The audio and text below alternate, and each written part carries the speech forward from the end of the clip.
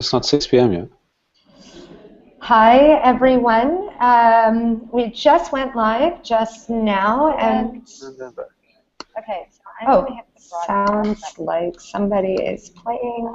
That is me. I can hear myself from 10 seconds ago. Welcome, everybody. We're going to give folks just a couple more minutes to get started. I see that some people are wondering if we are live yet. We are now live. So just give us a couple of minutes and let people connect.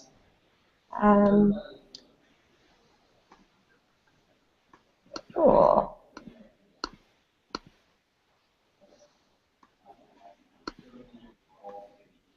And so, does it seem like it's working? I guess we'll find out if the questions keep coming in. Are we live? So let's wait another 1.5 minutes. But I don't have a timer, so we'll just wing it.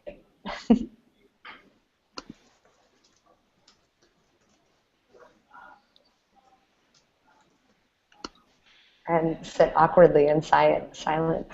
Maybe we should introduce ourselves a little bit. Doug, you want to introduce yourself?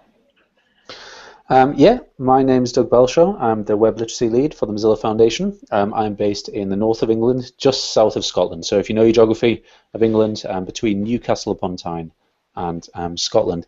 And it is, well, I was going to say unseasonably warm. It's June, so it's not unseasonably, but it's unusually warm in my part of the world at the moment, which is why I'm a little bit of a sweat on there. There we go. So Doug did not have his makeup person come by before this chat to get rid of it. Unlike Laura. Oh yeah, I've got my entire crew out there. Lucy, do you want to introduce yourself? Sure. My name is Lucy. I'm the campaign assistant for Maker Party. I'm based out of Toronto in Canada, and we're actually having some pretty good weather. Not too hot, not too cold. It's a bit rainy, but it's kind of exciting that it's not freezing after the super cold winter. I'm not sure if I have a name banner along the bottom like you guys, but I'm just saying my name over and over again so people know. So if you click on the little toolbox on the left side of the Hangout, you can enter your name there. And while she's doing that, hi everyone, I'm Laura. I'm the Training and Curriculum Lead at the Mozilla Foundation, and I am going to moderate a little conversation today and answer all of the questions that you have about Maker Party. So we're pretty excited that everybody who's watching is watching, and those of you who are just joining in. We are using Google Hangouts, and we're broadcasting live. If you go to the event page of Google Hangouts, you can write your question, and I'll pop any questions that you have throughout the entire half an hour or hour, depending on how many questions we have. They'll pop up for us, and we will answer them to the best of our ability. And if we don't know the answer, we'll know all the answers. We know all the answers. And if we don't, we'll find out for you. So please do use that feature and send us questions as we go. Yeah, so it's 1:03 in Eastern Time. I am currently in New York. It is very hot here, but inside there's a lot of air conditioning, so I have goosebumps, which is odd. But we wanted to kind of start this training video by telling you, most of you who are watching right now, or if you're catching the archives, you're probably either a Maker Party partner or you're thinking about running a Maker Party event during our global campaign to celebrate teaching and learning. And so we want to spend a little bit of time talking about how important you are, because we couldn't do Maker Party without you. And last year we had a lot of amazing partners and activists and teachers and learners all over the world who went out and they made things and they taught each other things during this global campaign. And so we want to just give you guys some examples of stuff that happened last year and try to inspire you to think about what you want to do for Maker Party this year. So I wanted to let you know that in addition to this video, there is an entire training website. It's training.webmakerprototypes.org, and there's tons of information about how we do what we do and why. And it's sort of designed to get you thinking about the different sort of infrastructures that we use, as well as the learning methodologies that we care about at WebMaker, and get you into the WebMaker tools a little bit. So if we're talking about something and you're not really sure what's going on or what we're talking about, definitely check out training.webmakerprototypes.org. There's an active community of mentors there who are eager to open the discussion about what openness means and what learning is in the 21st century and how Maker Party really can support that. We have our first question, which I love. I take questions as they go. So let's start with the first question. Lucy, can these events be geared towards teens exclusively? Absolutely. So the good thing about Maker Parties is they can be anything you want them to be, and they can be catered to any age group. So some people choose to run events for kids. We have a lot of events that are catered towards younger children. But also you can target adults, you can target seniors, or if you've got a group of teens, absolutely throw an event, get them involved. And there's a lot of advantages to having just one age group, which is you can cater the activities to their interests. And that's so much easier. If you've got a really big range and you've got to entertain grade 1s and grade 8s at the same time, it's difficult. So not only can you do it, but it's a really great opportunity to really get into some skills with them and make it fun. So that's awesome. So one of the things that Lucy said when she was answering that question was that if you're focused towards an age group, you can really, focus on their individual interests. And one of the things that we try to do with WebMaker is actually put the learner in the middle of everything that we do. So we're really interested in helping people make as they learn and connecting them to this global community. And so we really ascribe to the learning methodology that's called connected learning. And it's really about a production-centered, interest-based method of teaching and learning digital skills. And we do that in a very open way. So at WebMaker, we sort of frame all of our learning curriculum and the tools and the types of events we do in this idea of production-based and interest-centered. And we also frame it in openness. So the underpinning of everything that we do at WebMaker is the Web Literacy Map. And I want to invite Doug to talk a little bit about it since he's the Web Literacy lead. Doug, can you tell us about the map? Absolutely. I'm going to share my screen now. So you'll get several layers of inception. You'll see multiple versions of Laura, and then my email inbox, because that's how I roll. Then you'll see webmaker.org. Can you see this all right? Is it coming up all right, Laura? Yeah. Cool. Okay. So the exciting thing is that there's a new version of the WebMaker website, which makes it a lot easier to see the Web Literacy Map in action. So what is the Web Literacy Map? Well, if you click on Resources, what you'll see is a defined tab here for Web Literacy Map. And you'll see a page with lots of competencies and skills and all of the things that the Mozilla community believe you should pay attention to if you want to get better at reading, writing, and participating on the web. So that's mainly text-based and used for reference.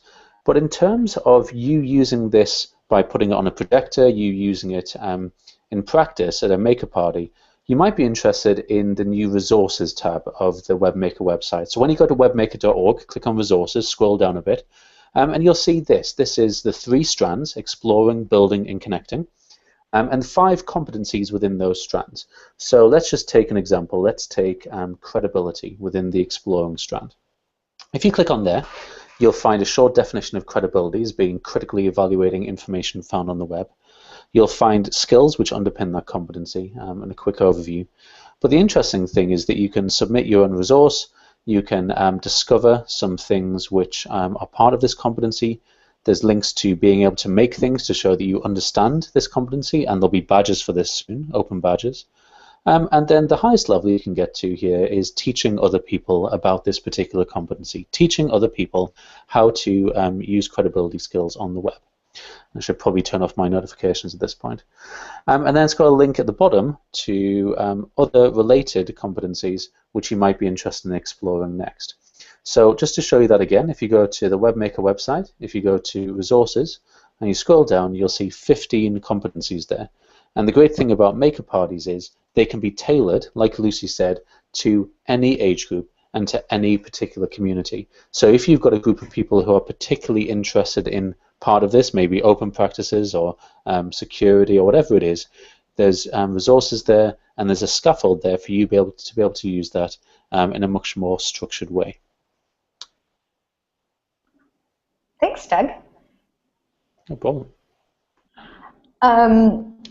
So again, all of these resources, Lucy is a champion, and she's trying to paste in all of the URLs that we're saying. So the training URL, which is training.webmakerprototypes.org, or webmaker.org/resources. As we kind of move throughout the next few minutes, Lucy's going to try to update the Google Plus page with those things. And if we miss any of them, just put a comment in, and we'll make sure that we get it. Listed on the page. So if you miss a URL, don't worry, we'll get it to you.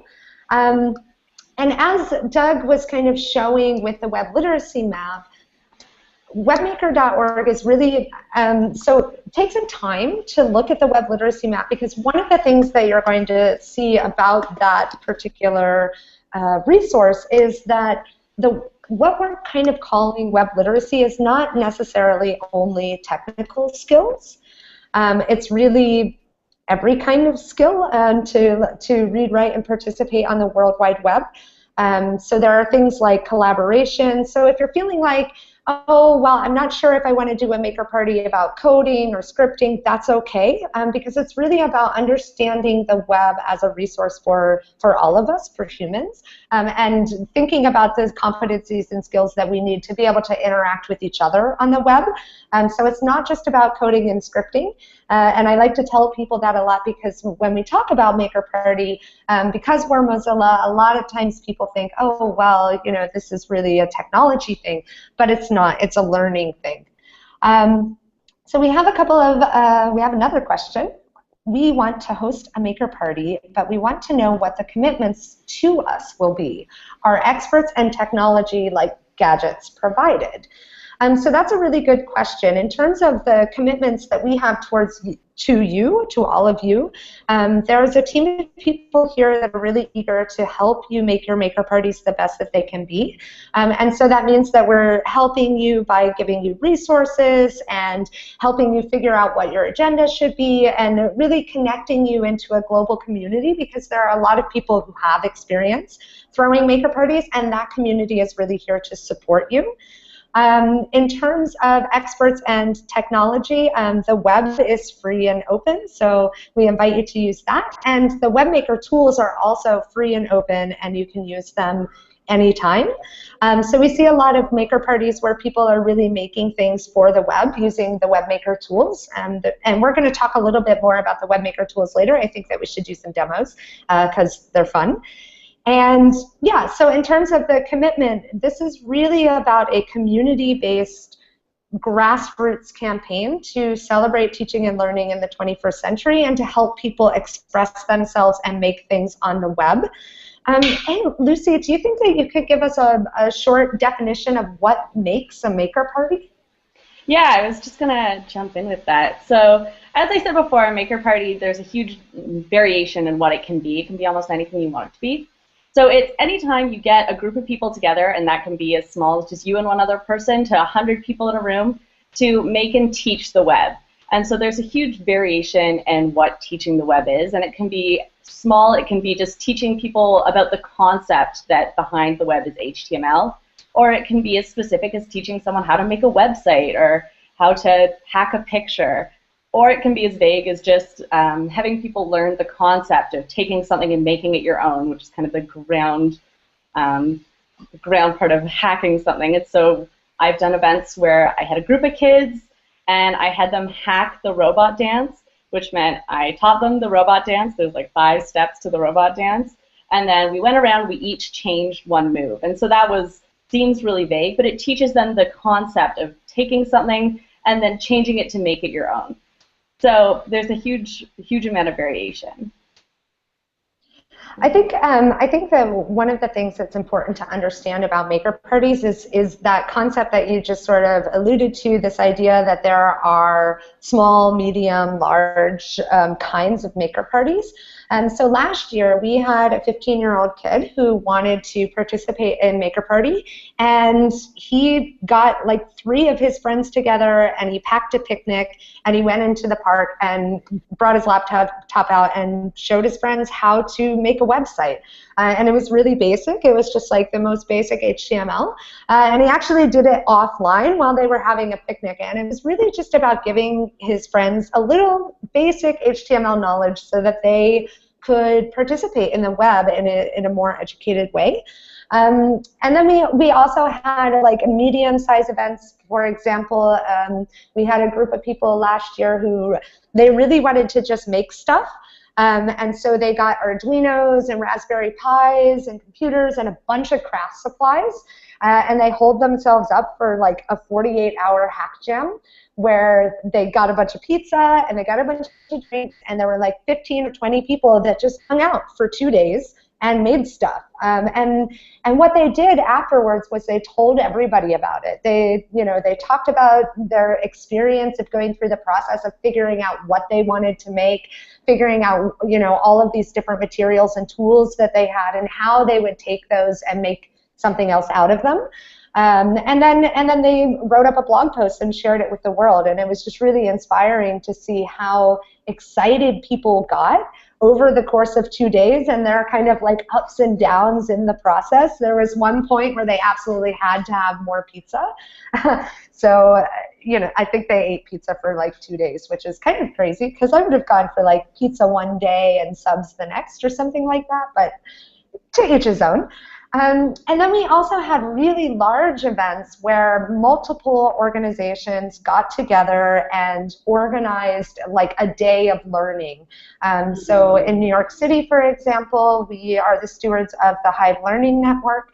And what the Hive Learning Network is it's an organization of organizations. It's a network of different learning organizations like museums and community centers or radio stations in New York City who kind of share resources. So they share expertise, they share space, and they share public. So if one organization has more access to, for example, teenagers, then another organization could collaborate with them in order to bring a specific type of programming. And so last year during Maker Party, they did one event where every organization in the network got together and they threw what's called a pop-up. And so that was every organization had their own station and they had something to do or make. And a bunch of people from the community came and experienced what all of these different organizations had to offer. So Maker Party really is very, very flexible in terms of what kind of a Maker Party you want to throw, how many people show up, and who you collaborate with. We have a question. Can we use the existing training tools for non-programmers? Any particular tools to encourage the non-programmers to engage in programming? That's actually a great question. I'm going to let Doug take it because I saw him unmute. Okay, so first of all, non-programmers and programmers, that's quite a binary distinction, like it's black and white, and there's many shades of gray in between those two things. So sometimes people don't self-identify as being techie. Some people say, like, I'm not a very technical person or whatever. But you just need to find the right hook in, and there's been many occasions where I've been responsible for training people, where people have like self-identified as being the type of person who doesn't do this kind of thing. But it's all about finding the little road in, the thing which they find of interest, which is going to hook them and start the ball rolling for them to want to like keep on finding out for themselves. So that we've got so many resources on webmaker.org, so many things that the community have contributed.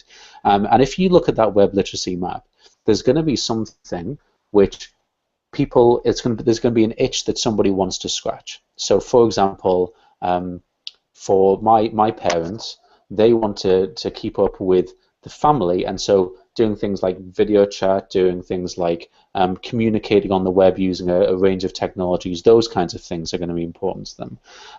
And so once you kind of peel away that top layer and look at what's underneath that and all of the kind of literacies and the practices which underpin that, then you can start like pulling the thread and seeing what comes out of that. And I find if you take that approach, if you start from where people are rather than here's some stuff that we're doing, if you start from what people are really interested in, then all of a sudden you find that people are really engaged and really interested.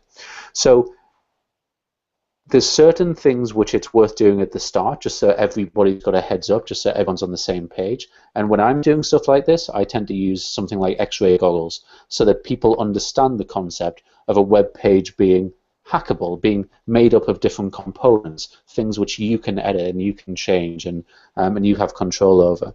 And once people see that they have agency, that they have control, and that they can actually change things on the web, you can see their eyes light up. And if that particular thing doesn't work, try something else, and try maybe 3 or 4 things. Some people just want an excuse not to learn new things, and that's fine. You need to identify those people, but at the same time, there's always something I find which you can find an itch that somebody wants scratched for them.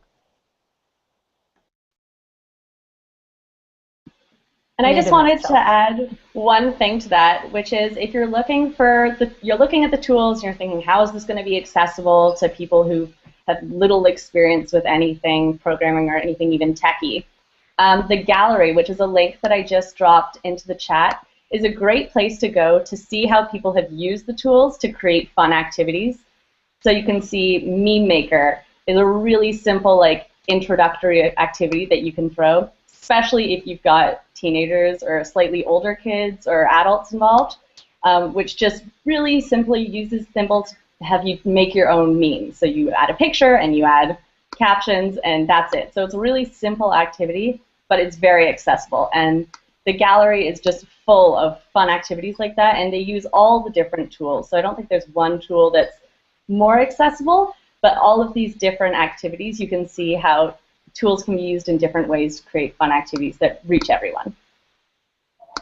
Yeah, and I think it's important to highlight that when we say tools, we're not only talking about WebMaker tools. There are a lot of great free and open tools that can help you teach certain aspects of what it means to have a digital identity or a digital life or programming or basically anything about technology.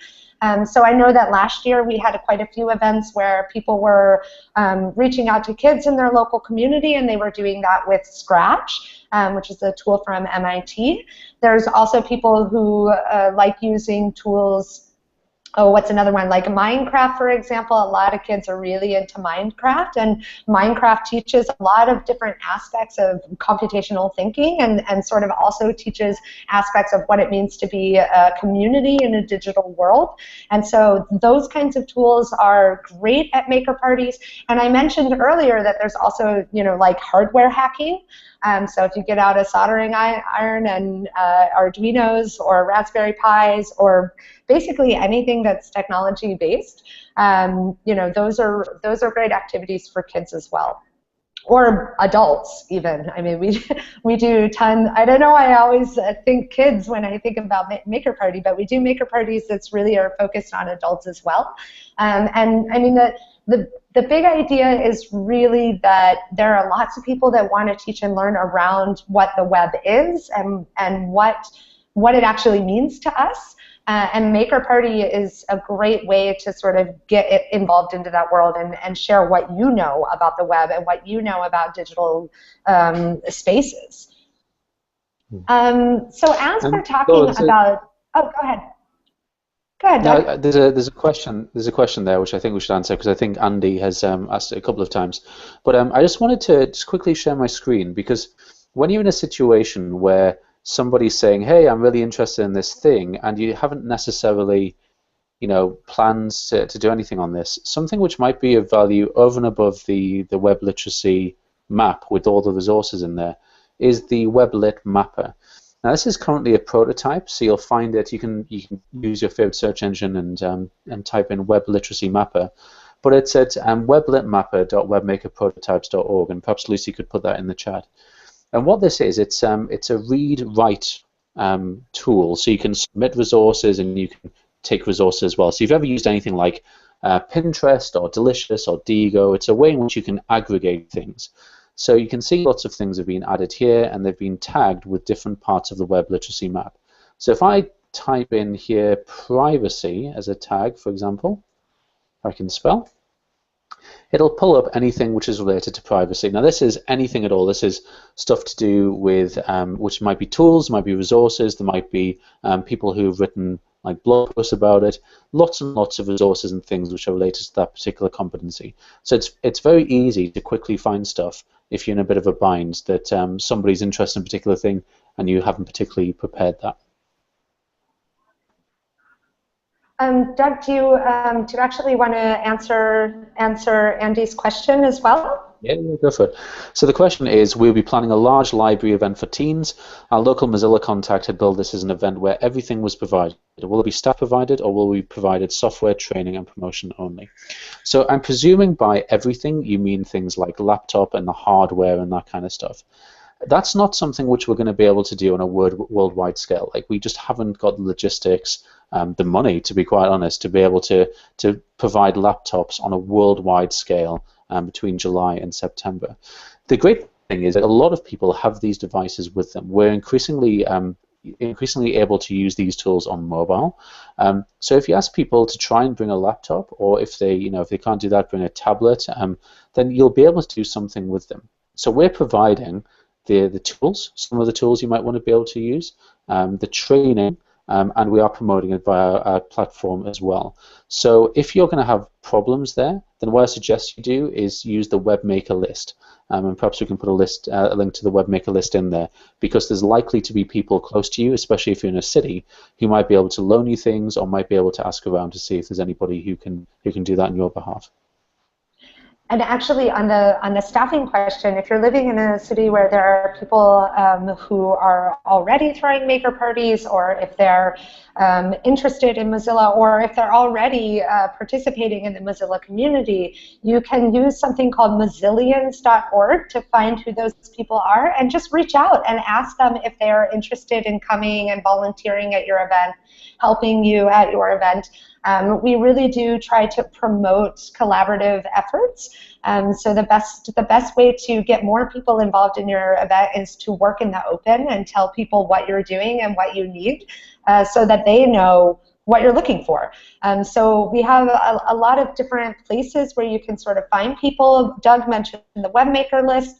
We also have Mozillians.org, which I'm sure Lucy is throwing into the chat right now, or we'll make sure and get that link to you. And if you just kind of start sharing what it is that you want to do in some of these open spaces, more people will be aware of what you're doing, and you'll have more help. So we definitely recommend reaching out to people and connecting around the thing that you want to do. So what's next? I was thinking that one of the things that we could do would be to actually show some of the WebMaker tools. I don't know if anybody has had time to play around with them, or if you guys are old pros at the WebMaker tools, but I thought what I would do is actually share my screen and just show them to you really quickly. Now, if you want to get more in depth, I definitely recommend checking out training.webmakerprototypes.org. There's some exercises in each of the different training modules that are designed to help you both learn the tools as well as think about the underlying concepts and themes of those modules. So definitely check those out anyways. But for now, if I click screen share, we'll see what happens. Endless recursion. All right. So now, since I can no longer see myself talking or control, Doug, can you tell me, can I see the Maker Party website? Can you see it, rather? Sorry, I was muted there. I can see about 1 million layers of inception. I can see me now. Okay. I can see me very far away down a tunnel. Okay, so I'm failing. Wait. Do you want me to do this? I can do this. I'll do this. Yeah, sure, go for it. Cool. Okay, so there's a small hedgehog. Right, so webmaker.org/tools. Cool.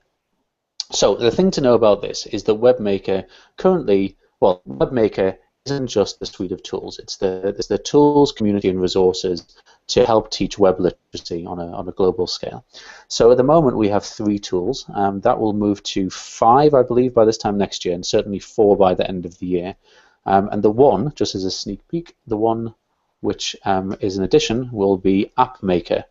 So AppMaker, which now is apps.webmaker.org, must have been since yesterday because I did this yesterday, apps.webmaker.org, you can create a mobile app, and that will be part of the WebMaker suite before the end of the year. So, X-Ray goggles, Thimble, and Popcorn Maker. X-Ray goggles, this one over here, this is the one we were talking about before. This is the one where if you use the bookmarklet, it allows you to see the underpinnings of a website, and I'll show you that in a moment.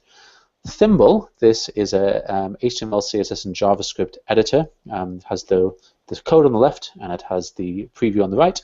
And Popcorn Maker allows you to create web-native video, pulling in things on the fly to create things from new. So if I click on here, try the goggles now. Let me show you how this works. This thing here, this Activate X-Ray goggles, is what's called a bookmarklet. So you can see I've got loads of bookmarklets up here. You know, some are actual websites. If I click on it, it'll go to a website. But some of them, like Share on Tumblr, will pop up with a little box. So it's a bit like that. So if I just drag that there, Activate X-Ray goggles, and now I'm going to go to my favorite website on the internet. Let me just get that loaded up. There we are, which is Laura's blog. And I'm going to just change everything around. So if I click on Activate X-Ray goggles, never do live demos. If I click on Activate X-Ray goggles,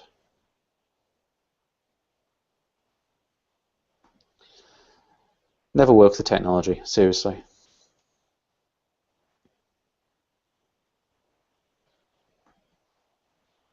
Activate X-Ray goggles. Now, the issue I've probably got here is that I block almost everything. I use a thing called disconnect.me and something called Privacy Badger. You can never be too secure. So activate X-Ray goggles. I'm going to give up with that one. There we go. Right, activate X-Ray goggles. It allows you to swap out things on a web page. Here we go. So I can swap out links, I can swap out images, and I can swap out text. So, for example, here, you can swap out this bit here, you can swap out the image, you can swap out anything you want, and you can replace it with text of your own. So if I want to find a picture of a cat, I can do that, or a little fluffy, where are we? A little fluffy hedgehog. And if I'm taking too long, Laura, do tell me to hurry up. I was just enjoying your technology fail. I thought it was great. I appreciate that, thank you. Right, okay. So I wasn't prepared to do a live demo there, so I'm just going to stop there. Thimble basically looks a lot like this. It's the bare bones of a website. And then on the right-hand side, you see a preview window.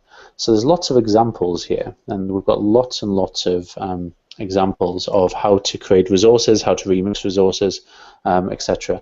A really nice example, actually, of this, which I created earlier this week, is a profile page. And people really love profile pages because it's basically the corner of the internet, which is yours, corner of the web, which is yours. So I made this with Thimble. So this is me on the web, and it links to lots of other things that I've done and places that I am. And the great thing about it, which someone actually did who's in my Twitter network, is they clicked on Remix. And when they clicked on Remix, it came up the code on the left and preview window on the right, and they just changed it around. So you could pretend that you were Laura and swap out the image, and do all that kind of stuff, and then press publish once you signed in, and you're done.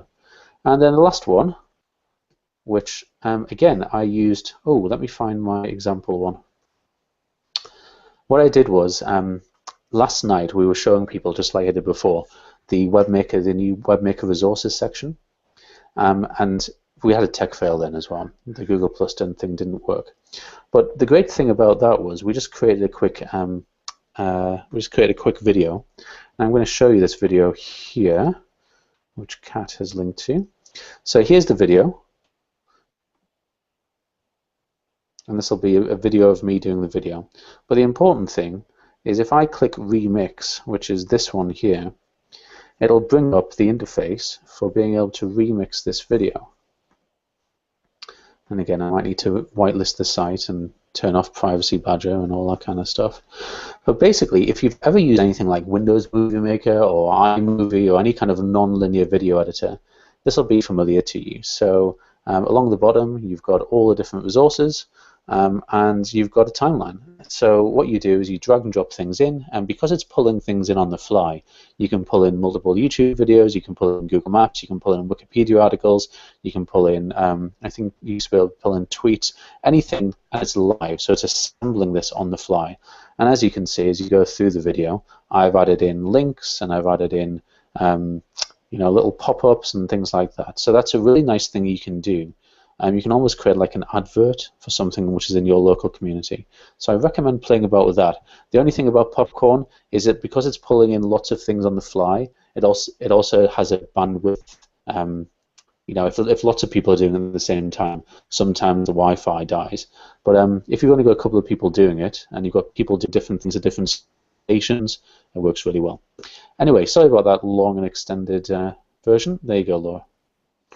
Thanks, Doug. That was very quick and helpful. Just to remind people, if you just saw the tools for the first time and you're like, go play with them. They're built to be really, really simple. And again, if you go to the training site, there are some activities you can try to sort of get into the tools in a lower bar basis. And don't worry about not being perfect right off the bat. None of us are. Everything has a learning curve. And the other really cool thing about the WebMaker tools is that they're really great to learn together with other people. So if you're throwing a maker party and you're looking for stuff to do, there's tons of resources on webmaker.org, which are great learning activities. And people can play with the tools and you can learn right alongside with them, which is really fun. And people will surprise you. I mean, learners have taught me stuff about the tools and I'm just like, how did I not know that? So definitely play with the WebMaker tools. And I think we should talk a little bit about the curriculum that we have on webmaker.org. So I'm going to try and share my screen again. I might fail again, and if I do, then we can all laugh at how my web literacy has been reduced in the past couple of days. I'm a little jet lagged, so I'll blame it on that. So let me do another screen share here. I think I won this time. Okay, Lucy is nodding. Cool. So here on webmaker.org, I wanted to show you, Doug had shown you the resources section, and I kind of wanted to show you a little bit more about some of the resources that we have that we are calling teaching kits. So what teaching kits actually are, they are at the bottom of a resource page. So what I did, let me just go back. From webmaker.org, if you click on resources, and then you choose a competency that you're interested in. Doug showed you the skills and the little blurb, how to discover, how to make, and then if you keep on scrolling or use the navigation here on the left side, you'll come to what's called teaching resources. And the teaching resources are kits of curriculum, and they're actually really kind of cool. Because they're built to be very modular. So here we have a kit that was made by the New York Times, and this first page, the kit page, explains who this kit is for, what people will learn if you use this piece of curriculum at your event, target age range, how long you should spend on things, what people will do, how to prepare, different discussion questions, and all of those things are on the kit page. And then if you look over here on the right, there's this session outline. And what's pretty cool about this is each activity is external from the kit itself. And the reason that the kits are built in this way is so that people have more control over actually remixing the kit.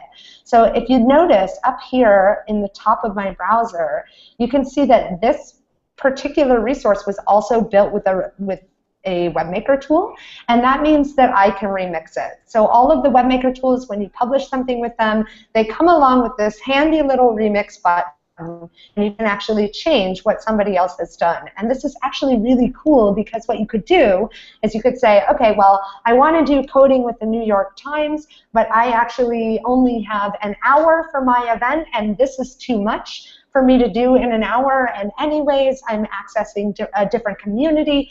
And you could remix the kit to include different activities by simply swapping out a link. So we have tons of different kinds of kits, and they're all over webmaker.org. Go and find something. If you go to webmaker.org/search, you can actually search for things like in the title if you want to look for something on digital storytelling, or if you want to look for something that's about Minecraft, you can actually use the search to do that. And so definitely explore the different resources that we have. And let me turn off my screen sharing and see if there are any questions. Let's see. We have one question. Is it possible to request Firefox OS devices for WebMaker? That's an interesting question. I'm actually not sure whether it's possible to request Firefox OS devices at all. I don't know, Doug, do you happen to know the answer? There's three things here. Firstly, Firefox OS devices are now available to buy in many countries. If that's an option for you, you might be able to get sponsorship. Secondly, there's a program especially around Firefox OS for tablets at the moment. I might have to go and find the URL for that, but if you're interested in like testing and developing apps on them, then there's a program for being able to be part of that. And then the third one is that really when we send out resources, when we send out things like, you know, things to host a Maker Party, like the tablecloths and the stickers and everything like that, they're consumable items. We're not expecting to get those things back, whereas obviously if we're loaning Firefox OS devices, we'd expect to get those back. So my answer would be that if you want to hold those in a Mozilla space, if you want to hold your Maker Party in a Mozilla space, you can definitely get hold of devices. I doubt, however, we'll be able to send them out for you to return. I don't think that's going to be an option. So I wanted to, on that question, if you're thinking about doing a Maker Party about mobile design or mobile hacking, if you're interested in doing stuff with mobile devices, the AppMaker team and the fabulous Jess Klein have recently published a teaching kit that's all about thinking about how do I define an app, what is an app, and actually doing that in both an online and an offline way. So Lucy's going to paste that link into the Google Plus page, but I definitely recommend checking out some of the teaching kits that we have around mobile making, because there's a lot of great activities that you can use to get people to sort of think about what it means to be in the digital world when you're on a mobile device. And those are really, really fun ways to sort of get people thinking about the things that they have in their pockets all the time and thinking about the web from that perspective of this is something I have with me all the time. And thanks, Doug, for the answer on the Firefox OS question. I knew there would be one that I didn't know. So let's see, are there any other questions? If you're watching this right now and you want to ask a question, go to the Google Plus page, type your question in, and we're kind of taking them as they come. And otherwise, I'm trying to think about what else should we talk about, or what else should we cover? You guys have any thoughts of something that we might have missed? Lucy? I thought I might just draw people's attention to when you're in the gallery, you can filter, but you can also use, so if you want to just look for things from Popcorn Maker, just look for things from Thimble, but you can also search, and if you search for offline things, you'll get a whole bunch of activities that you can do offline that don't need any computers. So I know a bunch of people have asked questions about requesting laptops or requesting devices. And if you're not able to gather in your community enough to have everyone be on a computer, you can either do like a completely offline session. You can also find offline teaching kits there as well. And I'll drop some of them in the Google Plus page. And also, if you only have a couple of laptops, I've seen lots of successful events where you have different stations and you can do one offline station and then one or two people rotate and use the computers for a bit and then switch off. Or you could do hybrids. Amira did an event where we had people cut out dinosaurs and create pictures using just like glue and craft kits and stuff, and took a picture of them and taught them how to hack that into a website. So even though we had very few computers and that we had an activity, an offline activity that all the participants could be doing, and then one by one we would have them use the computers. So there are lots of offline options or hybrid offline-online things you could do if you don't have access to computers or enough computers. And again, if you go to webmaker.org/search, a lot of the offline resources actually have a tag offline. So if you search for offline, lots of stuff will pop up. And if you have a great offline activity that you like to do to loosen up the room or to inspire collaboration, document it with an activity, make a teaching kit, share those kinds of resources with the rest of the community, because everything at webmaker.org is a community effort. It's not just Mozilla, it's the Mozilla community, and everything it's coming from all over the world, from mentors and educators and technologists and people who are really trying to teach the web. And they're documenting what they're doing, which is really helpful, and it's the reason that we actually can share these resources with all of you, is because people are documenting what they're doing. So I definitely encourage everybody to, really take the time to write out what it is that you're doing, share it with the community, gather feedback, try things out, take pictures at your event, and connect with MakerParty at a global scale, because you'll be massively impressed with how much each and every one of your different actions is really contributing to this global ecosystem of teaching and learning around the web. So we have about 14 minutes left, but instead of sitting in awkward silence, I thought that maybe what we should do is make one more call for questions and wait a couple of minutes to see if anybody wants to take us up on that. If anything that we covered, if it was too fast, I know it's a lot of different links, and it's kind of crazy when you're working with the web, because there's a link for everything, and it's always different. There's no one central place, which is a great source of pride. But we really are here to help you, so if you're feeling lost, reach out to the Webmaker list, tweet at us. We use the MakerParty hashtag, we use the Teach the Web hashtag. Go to training.webmakerprototypes.org, join in our various discussions, whatever is comfortable for you. We're on so many different platforms, and we're really eager to help you find your way. So don't be intimidated by the lots of links. We're friendly and helpful people, so we're glad to point you in the right direction and answer any questions that you might have. So yeah, what do you think? How are you guys feeling? Lucy, Doug, are you guys excited about MakerParty? I am super excited. Words cannot describe. And well, I'm unmuted. I thought I would remind everyone that it seems like everyone's planning these really awesome events. I could tell by the questions. And I just want to make sure that everyone's also listing their events on our events page, because that is so huge for people finding your events and for having your event be part of the MakerParty community.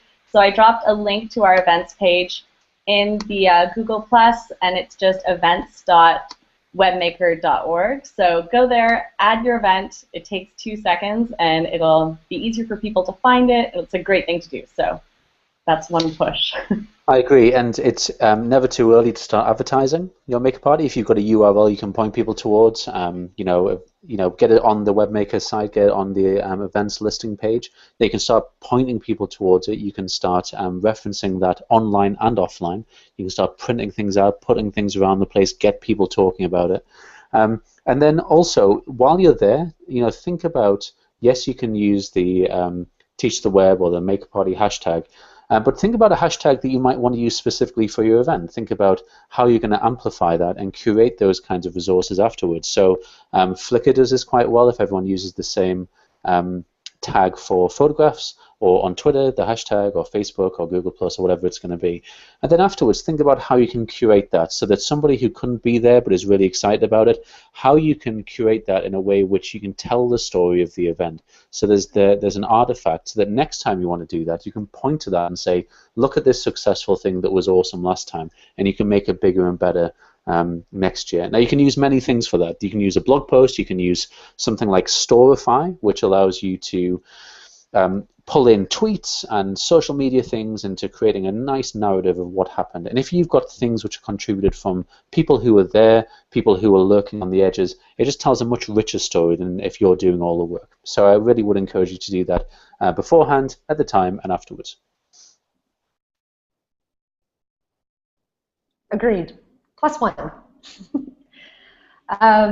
Yeah, so I guess we will wrap it up. No other questions came in. Despite the fact that we are ending this particular training session, we're still here and we're online every day, actually. You can always reach out to us. You can always find us, and we are really looking forward to all of your maker parties. So thanks for joining, and thank you, Doug and Lucy, for not making me talk to myself. Bye, everyone. Bye-bye.